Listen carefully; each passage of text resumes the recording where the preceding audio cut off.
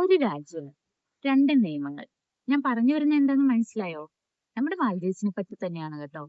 ഈ മാൽദീവ്സിൽ ടൂറിസ്റ്റിനും ലോക്കൽസിനും രണ്ട് നിയമങ്ങളാണ്. എന്ന് വെച്ചാൽ നമ്മൾ രണ്ട് യൂണിവേഴ്സിലാണ് തോന്നും. അതായത് ഈ നിയമങ്ങളൊക്കെ നമ്മുടെ മനുഷ്യർ തന്നെ ഉണ്ടാക്കിയതാണ് കേട്ടോ. പക്ഷെ ഇതിലെല്ലാം കോമൺ ആയിട്ടൊരു ഘടകമുണ്ട്. എന്ത്? കടല്. അത് രണ്ട് സ്ഥലത്തും സർവ്വസമാനമായിട്ട് തന്നെയാണ് കേട്ടോ. അപ്പൊ ഈ മനുഷ്യനിർമ്മിതമായ റൂൾസ്, റെഗുലേഷൻസ് ഇതെന്തൊക്കെയാണെന്ന് നമുക്ക് നോക്കിയാലോ? പോയി നോക്കാം.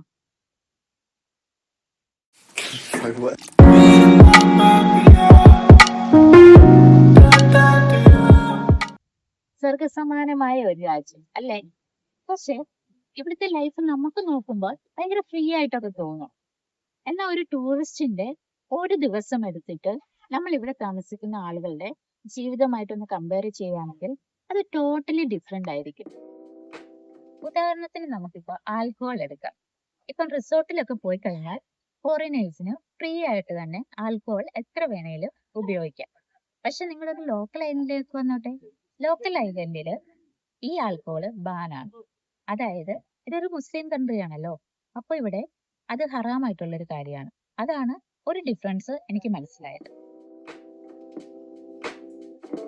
അതുപോലെ തന്നെയാണ് കേട്ടോ പോർക്കിന്റെ കാര്യവും. നമ്മളിപ്പോ റിസോർട്ടിൽ പോയാൽ നമുക്ക് ഇഷ്ടം പോലെ പോർക്ക് കഴിക്കാം.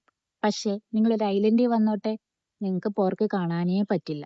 ഇവിടുത്തെ മാർക്കറ്റിലോ ഇവിടുത്തെ ചെറിയ കടകളിലോ എവിടെ പോയി നോക്കിയാലും നിങ്ങൾക്ക് കാണാൻ പറ്റില്ല. കാരണം അതും ഇവിടെ ഹറാമാണ്. ഇനി നമുക്ക് ഡ്രസ് കോഡ് നോക്കിയാലോ? ഡ്രസ് കോഡ് എന്ന് പറയുമ്പോൾ നമുക്ക് റിസോർട്ടിലൊക്കെ പോയി കഴിഞ്ഞാൽ ബിക്കിനിയൊക്കെ അവിടെ സ്വാഭാവികമായിട്ട് എല്ലാവരും ധരിക്കുന്ന കാര്യമാണ്. പിന്നെ അവിടെ ഒരു റെസ്ട്രിക്ഷൻ ഒന്നുമില്ല, ഏത് ഡ്രസ്സ് വേണേലും നമുക്ക് ധരിക്കാം. പക്ഷെ നിങ്ങൾ ഒരു ലോക്കൽ ഐലൻഡിലേക്ക് വന്നാൽ അവിടെ കുറച്ച് റെസ്ട്രിക്ഷൻസ് ഒക്കെ ഉണ്ട്. അതായത് ഒത്തിരി എക്സ്പോസ് ഒന്നും ചെയ്യാനായിട്ട് പറ്റില്ല കേട്ടോ.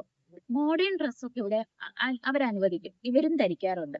പക്ഷെ ബിക്കിനി അതുപോലെ തന്നെ മറ്റ് എക്സ്പോസ് ആയിട്ടുള്ള ഡ്രസ്സുകൾ ഇതൊന്നും തന്നെ ഇവർ അനുവദിക്കത്തില്ല.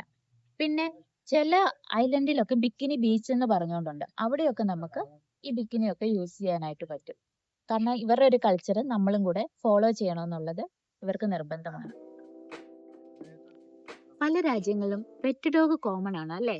പക്ഷെ മാൽദീവ്സില് ഡോഗ്സ് ഇല്ല കേട്ടോ.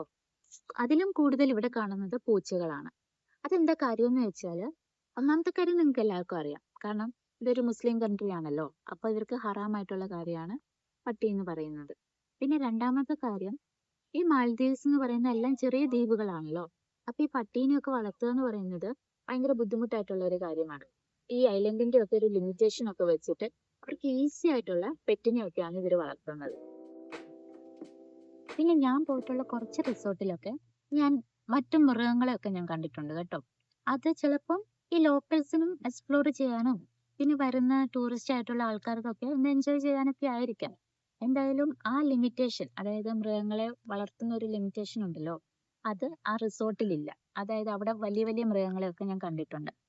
പിന്നെ ഈ പട്ടിയുടെ കാര്യം പറഞ്ഞത് ഞാൻ കേട്ടിട്ടുള്ള ഒരു കാര്യം മാത്രമാണ്. ഈ പോലീസ് ഡിപ്പാർട്ട്മെന്റിൽ എല്ലായിടത്തും അല്ല, അവരുടെ തന്നെ ചില പോലീസ് ഡിപ്പാർട്ട്മെന്റിൽ റെയർ ആയിട്ട് പട്ടീനെ ഉപയോഗിക്കാറുണ്ട് ഇൻവെസ്റ്റിഗേഷൻസ് ഒക്കെ കണ്ടുപിടിക്കാൻ.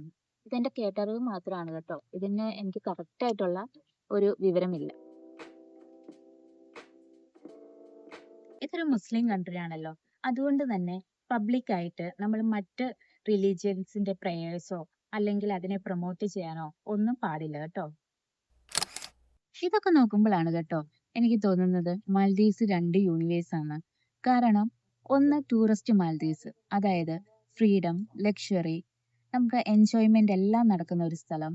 രണ്ടാമത് ലോക്കൽ മാൽദീവ്സ്, അതായത് റിലീജിയൻ, കൾച്ചർ, പിന്നെ വളരെ ഒരു റെസ്പെക്ട്ഫുൾ ആയിട്ടുള്ള ഒരു ലൈഫ് സ്റ്റൈലാണ് ഇവരിവിടെ ഫോളോ ചെയ്യുന്നത്. പക്ഷെ രണ്ടിനും അതിൻ്റെതായ ഭംഗിയുണ്ട് കേട്ടോ. അതായത് ഇവിടെ ഒരു നിസ്കാരമണി അടിക്കുന്ന സമയത്ത് നമ്മളൊന്ന് ഐലൻഡിലേക്ക് ഒന്ന് വെറുതെ ഇറങ്ങി നോക്കിയാൽ നമുക്ക് മനസ്സിലാവും ഈ ഐലൻഡ് മൊത്തം ശൂന്യമായിരിക്കും. കാരണം അവരതിനെയൊക്കെ എത്ര ബഹുമാനത്തോടു കൂടിയാണ് കാണുന്നതെന്ന് നമുക്ക് മനസ്സിലാവും. പ്രെയർ, വിശ്വാസം എല്ലാം വളരെ ഇമ്പോർട്ടന്റ് ആയിട്ടാണ് അവർ ജീവിതത്തിൽ കാണുന്നത്. ഇതൊക്കെ നമ്മൾ കണ്ടുപഠിക്കേണ്ട ചില കാര്യങ്ങളാണ് കേട്ടോ. ഇവരുടെ ഓരോ ആഘോഷങ്ങളും അതുപോലെ തന്നെ ഈ ലോക്കൽ ആൾക്കാരുടെ സ്നേഹമൊക്കെ കാണണമെങ്കിൽ ഒരു ദിവസം നമ്മൾ ലോക്കൽ ആയിട്ടുള്ള ഈ ഐലൻഡിലൊക്കെ ഒന്ന് താമസിക്കണം കേട്ടോ. അപ്പൊ ഇനി അടുത്ത വട്ടം നിങ്ങൾ റിസോർട്ടിൽ വരുമ്പോൾ ഒരു ദിവസമെങ്കിലും ഇതുപോലെയുള്ള ലോക്കൽ ഐലൻഡിലൊക്കെ വന്ന് ഒന്ന് താമസിക്കാനായിട്ട് ശ്രമിക്കണം. പക്ഷെ ഒരു കാര്യം ഓർക്കണം. എന്ത്? ഞാൻ പറഞ്ഞു തന്ന റൂൾസ് ആൻഡ് റെഗുലേഷൻസ് ഒക്കെ ഒന്ന് പാലിക്കാനായിട്ട് ശ്രമിക്കണം കേട്ടോ. അപ്പം എന്നും പറയുന്ന പോലെ വീഡിയോസ് ഒക്കെ ഇഷ്ടമായിട്ടുണ്ടെങ്കിൽ എന്ത് ചെയ്യണം? ലൈക്ക് ചെയ്യണം, ഷെയർ ചെയ്യണം, കമന്റ് ചെയ്യണം. പിന്നെ സബ് ചെയ്യാതെ കാണുന്നവരുണ്ടെങ്കിൽ ഒന്ന് സബും കൂടെ ചെയ്തേക്കണം. അപ്പൊ ഇനി അടുത്ത വീഡിയോ കാണുന്നവരെ ബൈ ബൈ.